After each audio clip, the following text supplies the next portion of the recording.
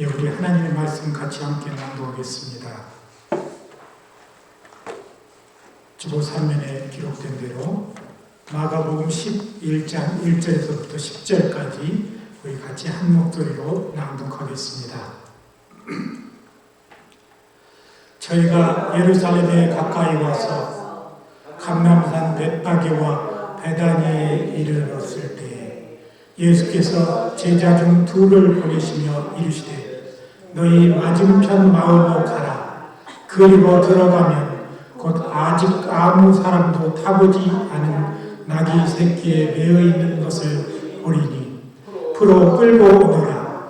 만일 누가 너희에게 왜 이리 하느냐 묻거든 주가 쓰시겠다 하라. 그러면 즉시 이리로 보내리라 하시니 제자들이 가서 본즉 나귀 새끼가 문 앞 거리에 매어 있는지라. 그것을 보니 거기 섰는 사람 중 어떤 이들이 가로되 나귀 새끼를 풀어 무엇 하려느냐 하매 제자들이 예수의 이르신 대로 말한데 이에 허락하는지라. 나귀 새끼를 예수께 끌고 와서 자기들의 겉옷을 그 위에 걷어주매 예수께서 타시니 많은 사람은 자기 겉옷과 다른 이들은 밭에서 벤 나무 가지를 길에 펴며 앞에서 가고 뒤에서 따르는 자들이 소리 지르되 호산나 찬송하리로다. 주의 이름으로 오시는 이여 찬송하리로다. 오는 우리 조상 다윗의 나라여 가장 높은 곳에서 호산나 하더라. 아멘. 우리 찬양 그 이름 예수 찬양 드리겠습니다.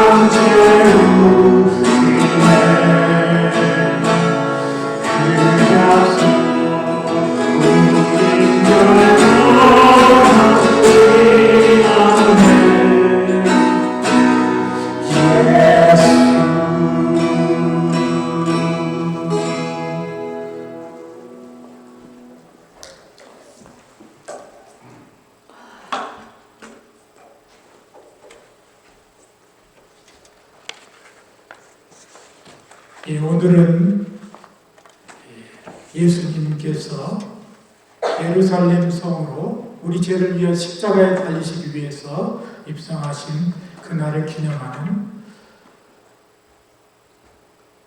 종려주일 또 밤 선데이로 우리는 부르고 있습니다. 많은 기독교인들이 이 날을 승리의 입성일, 영어로 하면 The Day of the Triumph Entry라고 이렇게 표현합니다. 사실 일주일도 안 돼서 우리 죄를 위해 십자가에 죽으시는 그 주님의 고난의 모습을 우리가 생각하면 우리가 마냥 기뻐할 수만은 없는 그런 날입니다. 예수께서 예루살렘 성에 가셨던 그런 사실들이 성경을 보면 여러 번 나와 있는데, 누가복음 2장에 아기 때와 소년기에 예루살렘 성전에 올라갔고, 그 다음에 또 누가복음 4장에 보면은 사탄에게 시험 받으신 곳, 가신 곳이 또 예루살렘입니다. 공생의 첫 해 6월절 때 요한복음 2장에 보면은 가신 걸로 또 되어 있습니다.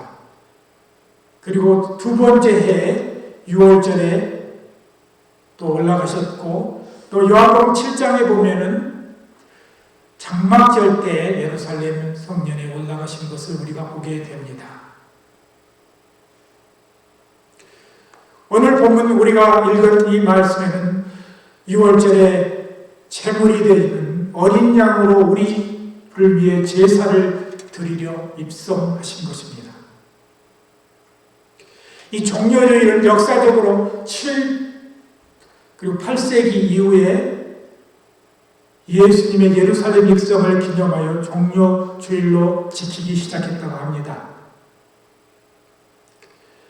오늘 본문에 군중들이 주님의 오시는 길에 펼치고 손에 들고 흔들었던 이 종려나무의 의미를 잠깐 살펴봅니다. 종려나무는 히브리어로 타마르라고 합니다. 종려나무 식물학적 이름은 영어로 페닉스 덱틸 인프라라고 표현하는데, 우리가 잘 아는 대로 피닉스라는 말은 우리말로 불사조라는 말입니다. 아마 이 종려나무에 피닉스, 불사조라는 말을 붙였다는 사실이 재미있습니다. 아마도 이 종려나무는 굉장히 강한 성질의 나무라고 합니다. 불이 나서 그루터기를 태워도 그 그루터기에서 다시 싹이 나고 자라난다고 합니다. 이런 종려나무의 특징 때문에 유대인들에게 종려나무는 존경과 기쁨, 승리와 번영, 그리고 기독교의 부활을 상징한다고 합니다. 종려나무는 로마의 압제를 받으며 로마에 대항한 유대인들의 민족주의를 대표하는 그런 나무가 되었던 것입니다. 아마도 예루살렘 성에 예수님을 환영하는 사람들은 호산나의 의미처럼 이제 구원하소서라는 이 말 속에는 로마의 압제로부터 우리가 벗어나게 해주시고 진정한 메시아의 나라가 되게 하소서라는 외침이었던 것입니다. 오늘 저는 예루살렘 성에 입성하시는 주님의 기사를 묵상하면서 주님이 어떻게 하나님 아버지께 순종했고 우리 인간을 어떻게 사랑하시는지를 발견할 수 있었습니다. 오늘 본문 속에 예수님의 예루살렘 기사를 통해 겸손의 모범을 보이셨던 그런 모습을 우리가 또한 찾을 수 있습니다. 그렇다면 오늘 이 예수님이 나귀를 타고 예루살렘에 입성하시는 그 모습 속에서 우리는 크게 세 가지 우리에게 영적인 교훈을 찾습니다. 첫 번째, 한 번도 사람을 대어본 적이 없는 나귀를 타심으로 가장 정결하고 거룩한 어린 양의 희생 제사를 우리를 위해 예비하셨던 것입니다. 하나님 앞에 정결한 양으로 어린 나귀를 타심으로 정결하고 거룩한 희생제물이 되셨다는 것입니다. 사실 조금 저는 이 예수님께서 왜 멋있는 백마도 아니고 뭐 아름다운 체리엇, 그러니까 수레도 아니고 정말 힘없는 어린 나귀 등을 타시고 예루살렘 성에 입성하셨던가를 우리는 생각해 봅니다. 그것은 가장 정결하고 가장 순수하게 우리를 위하여 제물이 되시기 위하심이었습니다. 두 번째, 주님은 어린 나귀를 타심으로 만왕의 왕으로 가장 귀한 겸손의 모범을 보이셨습니다. 요즘 많은 기독교인들이 이제 물질적으로 풍요로워지고 사회적으로도 좋은 위치를 얻게 되니 이런 말들을 한다고 합니다. 나 정도의 레벨이면 이 정도의 좋은 음식을 먹어야 되고, 나 정도의 레벨이면 멋있는 차도 타야 되고, 이 정도의 나의 레벨이면은 멋있는 저택에서 살아야지라고 생각한답니다. 우리는 오늘 주님께서 나귀를 타고, 어린 나귀를 타고 예루살렘 성에 입성하는 모습을 보면서 만왕의 왕으로 오셨지만 앞에서 얘기한 대로 백마가 끄는 금수레 정도 타고 들어오셔도 누가 비난할 사람 없었습니다. 그러나 주님은 끝까지 정결하고 끝까지 겸손하고 끝까지 순종하셨던 것입니다. 저는 때때로 예수님이 예루살렘 입성 때 예수님을 등에 태우고 가는 어린 나귀의 모습을 상상해 봅니다. 30대 초반의 성인 남자였던 예수님을 등에 태운 어린 나귀는 힘에 겨워 비틀거리며 걸어갔을 것입니다. 때로는 사람들이 저렇게 어린 나귀를 타는데 저 어린 나귀가 쓰러지지 않을까 염려도 했을 것입니다. 그것은 휘황찬란한 멋있는 모습이 아니라 가엾어 보이는 모습으로 보일 수도 있었다는 것입니다. 예수님은 이렇게 겸손하게 자기 자신을 낮추어서 많은 사람 앞에 나타나셨던 것입니다. 오늘 우리 그리스도인들은 주님의 나귀를 탄 모습 속에서 내가 어떻게 겸손해야 하는가를 발견할 수 있는 것입니다. 우리 그리스도인들에게 가장 필요한 것이 겸손이라고 합니다. 혹 어떤 목사님은 설교 때 그런 말씀을 하시는데 하나님이 가장 싫어하는 게 교만이다 이렇게 말씀을 하셨는데, 그만큼 우리의 영적으로 거듭난 사람들은 겸손이 그 인품을 일부가 되어야 합니다. 세 번째, 종료일에 주님의 입성을 통해 발견할 수 있는 것은 하나님께 대한 철저한 순종이었습니다. 예수님을 우리를 가리켜서 완전한 신이며 완전한 인간이었다고 했습니다.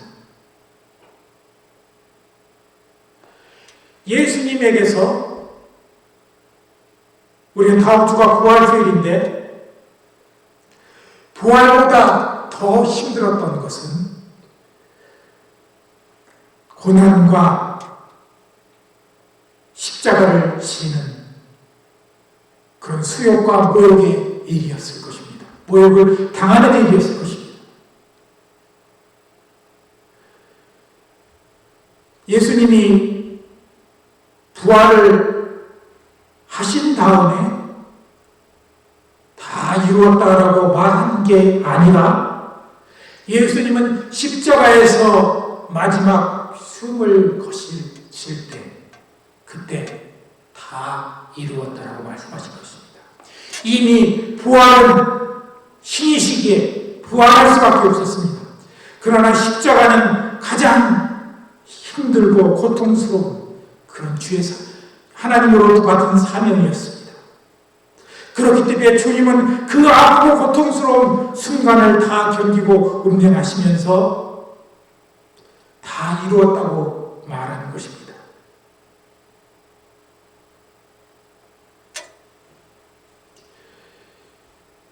주님의 완전한 주님이 이루신 완전한 우리에 대한 구속은 부활과 승천인데 주님이 십자가상에서 마지막으로 하셨던 다 이루었다는 말의 의미 속에는 하나님의 가장 커다란 사랑의 표시가 나타나 있습니다. 우리 죄를 위해서 마지막 피 한 방울까지 다 흘리시고 그렇게 가셨던 그 예수님의 모습을 우리는 생각해야 합니다.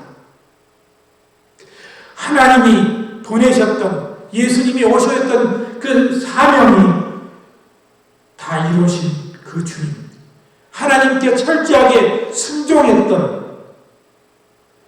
마지막 예수님이 이제 오늘 말씀 끝에서 얘기하겠지만 어찌하여 아버지가 나를 버리셨나이까 라고 외치던 그 외침 속에는 하나님이 이렇게까지 인간을 사랑한다는 의미가 포함되어 있는 것입니다.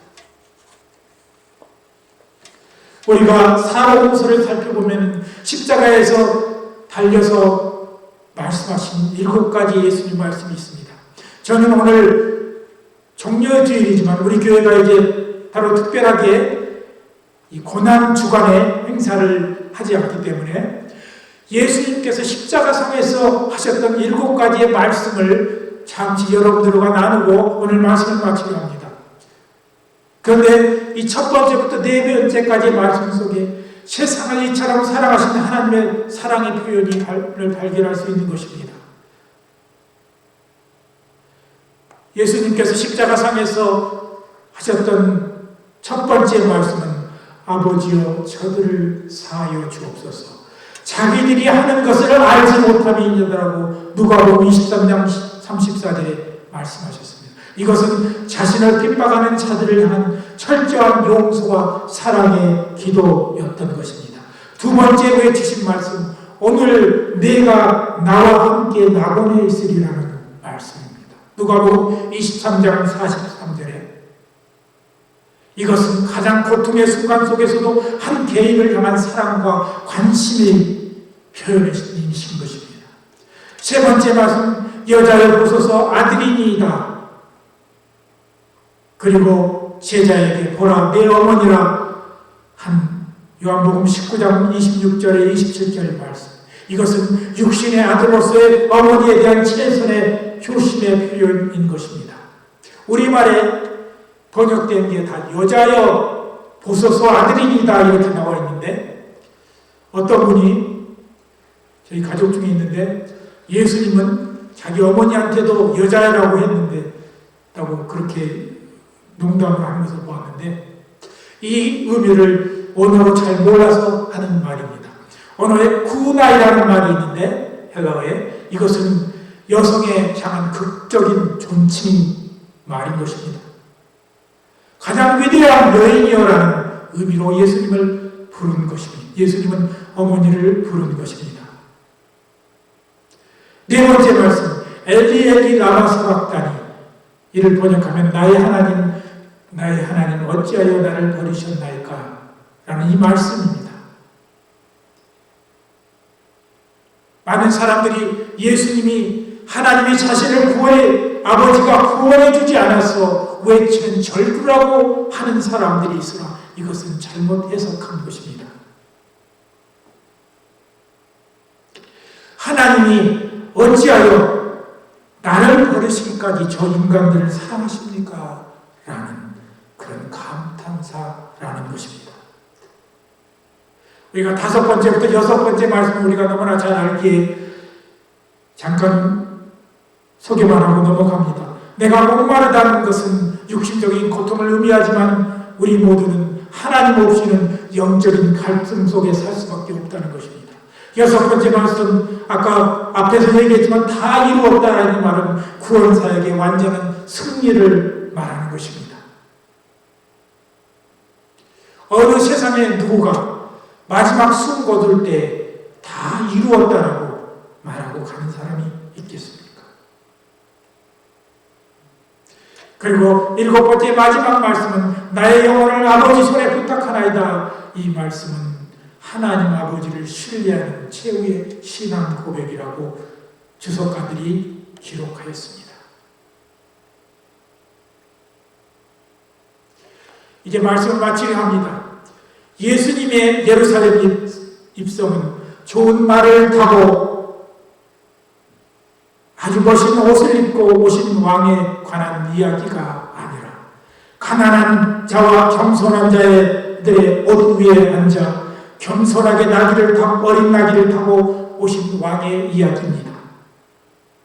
예수 그리스도는 이 땅의 왕으로 힘을 사용해서 이 땅을 정복하기 위해서 오신 것이 아니라 사랑과 은혜, 자비를 통해 자신을 희생하기 위해 오셨습니다.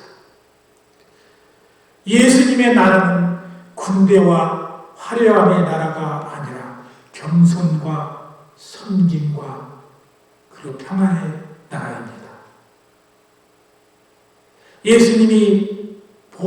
예수님은 보이는 나라가 아니라 마음과 영을 주관하시는 그런 분이십니다. 예수님의 메시지는 세상적인 평화가 아니라 하나님과의 화평을 말하는 것입니다. 여기 모여 계신 분들이 우리 이 말씀을 듣는 모든 사람들 마음속에 예수님이 입성하셨다면 그분은 화평과 사랑으로 우리를 다스릴 것입니다. 예수님을 따르는 자들로서 우리는 그런 화평을 세상에게 나타내야 합니다. 사랑을 보여주어야 하는 것입니다. 세상은 지금 우리가 겪고 있는 거지만 강력한 무력을 가지고 남을 짓밟으면 위대한 사람으로 보일 수도 있습니다. 그러나 예수님이 우리에게 가르쳐주신 참된 평화의 상징은 가장 겸손하게 사랑으로 세상을 녹이는 것입니다. 우리 믿음의 교회 성도들이 종려주의를 맞이해서 예수님의 철저한 겸손과 그리고 정결함과 순종을 본받아야 합니다. 어쩌면 이것은 예수께서 우리 모든 믿는 자들에게 주는 숙제인 것입니다. 우리 모든 믿는 자들은 철저하게 정결하게 살아야 하고 겸손하게 살아야 하고 하나님의 말씀에 끝까지 순종하는 성도들이 되어야 합니다. 우리 믿음의 교회 성도들이 또 우리 믿는 자들이 이렇게 철저하게 정결하고 철저하게 겸손하고 하나님의 말씀에 철저히 순종하는 그런 성도들이 되시기를 예수 그리스도의 이름으로 간절히 기도드립니다. 우리 함께 기도드리겠습니다. 하나님 은혜 감사합니다. 전문자들아 이와 같이 장로들에게 순복하고 다 겸손으로 허리를 동이라 교만한 자들은 하나님이 대적하시나 겸손한 자들에게는 하나님께서 은혜를 주시마고 약속하십니다. 하나님 오늘 이 시대에 그리스도인으로서 가장 정결하고 가장 겸손하고 가장 하나님 말씀에 순종하는 성도 되게 하여 주시옵소서. 감사드리며 예수 그리스도의 이름으로 간절히 기도드립니다. 아멘. 우리 찬양 269장 동일 찬송가 211장입니다. 같이 드리겠습니다.